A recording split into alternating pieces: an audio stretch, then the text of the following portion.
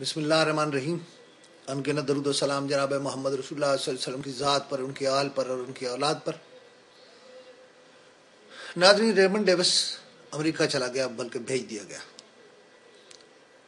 इसमें इतनी उजलत की गई उसे भेजने में कि कत्ल का मुकदमा है जो इस्लाम पर, जिसकी सुलह शायद लिखी जा सकती है अदालत के सामने, लेकिन उसका तहरीरी सबूत भी नहीं रखा गया।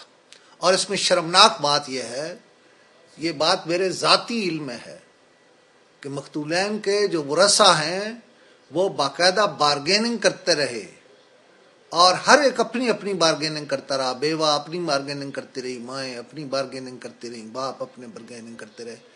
मुझे तो लगता है हम कोई बहुत ज़्यादा गैरतमंद कौम नहीं है। मैंने लफ्ज़ों को ज़रा हेर फेर के कहना कुछ और चाहिए था, इससे ज़्यादा सख्त कहना चाहिए था, और है भी हकीकत। हम जज्बाती हैं, हम में से कुछ लोग जज्बाती हैं, हम में से कुछ लोग नारेबाज हैं, हम में से कुछ लोगों की रोटियां इस पर हैं। मैंने 19 फरवरी को लिखा कि दो मौलानाओं को मना लिया गया है, और मैंने लिखा कि दीयत पर काम ख़त्म हो जाएगा। वही हुआ।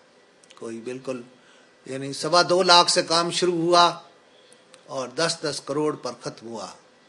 और मुझे ये भी यकीन है, अगरचे ये बातें बहुत ज़्यादा अभी नहीं आई मंजर आम पर, लेकिन दोनों के वालिदैन में से हो सकता है एक आध घर ने अमेरिका की और एक आध घर ने सऊदी अरब की शहरियत कबूल कर ली हो, बल्कि भेज भी दिए गए हों। उनके घरों को ताले इसलिए नहीं लगे कि वो यहाँ मौजूद हैं।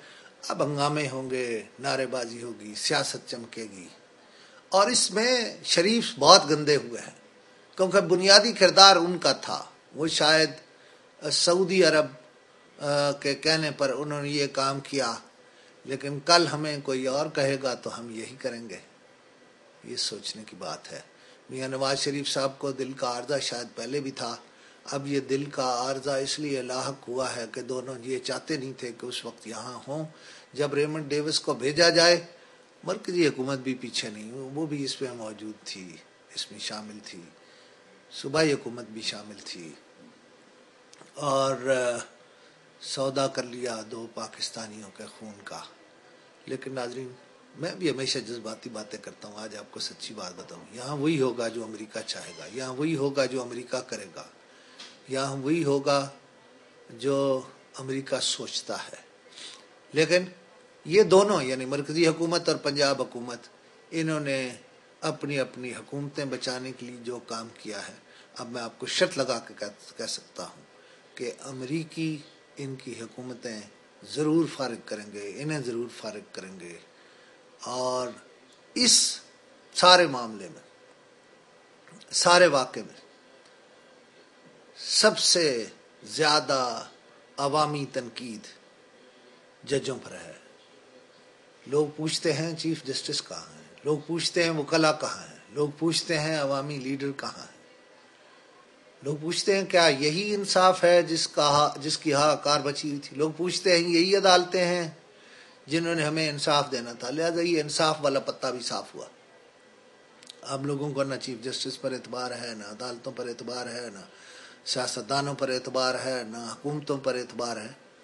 अब कोई और आएगा और वो बहुत जल्द आएगा। नाजरीन, आखिर में वो काम जो मैं रोज़ करता हूँ, वही एक ख़त आपके लिए। ये खातून है साइला अमीरा बीबी, बेवा गुलाम हबीब मरहूम, मौज़ा पलंद खेल, डाखाना मोची, तहसील ज़िला मियां वाली। लिखती हैं, जनाब चीफ एडिटर साहब, रोज़नामा जनाब अली, गुजारिश है कि साइला एक बेवा औरत है, मजदूरी करती हूँ और अपने बाल बच्चों के लिए रोटी का बंदोबस्त करती हूँ। मेरा एक बेटा और 4 बेटियां हैं। बेटा दिमागी तौर पर ठीक नहीं, साइला का कोई और नहीं जो इस मुश्किल घड़ी में काम आ सके। अब सूरत हाल यह है कि मैं एक कमाने वाली और मेरी 4 जवान बच्चियाँ हैं। घर की गुजर औकात नहायत मुश्किल से होती है। मेरे बारे में मेरे इलाके का नाज़िम भी जानता है, और भी जो चाहे तस्दीक करा ले। मेरी गुजारिश है आपसे कि मेरी माली मदद फरमाएं। मैं तमाम उम्र आपकी मशकूर रहूँगी। साइला अमीरा बीबी। इनका फ़ोन नंबर भी लिखा है।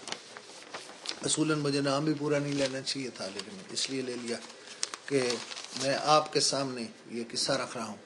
आप में से जो भी जिस तरह भी मदद करना चाहे, खुद बराह रास्त करना चाहे, हमारे ज़रिए करना चाहे, तो ज़कात व सदक़ात ٹرسٹ کا ایک اکاؤنٹ نمبر اس ویڈیو کے ساتھ اسکرین پر چل رہا ہے، آپ کے لیے ہے. آپ جس طرح جتنی مدد کرنا چاہتے ہیں، بہت شکریہ.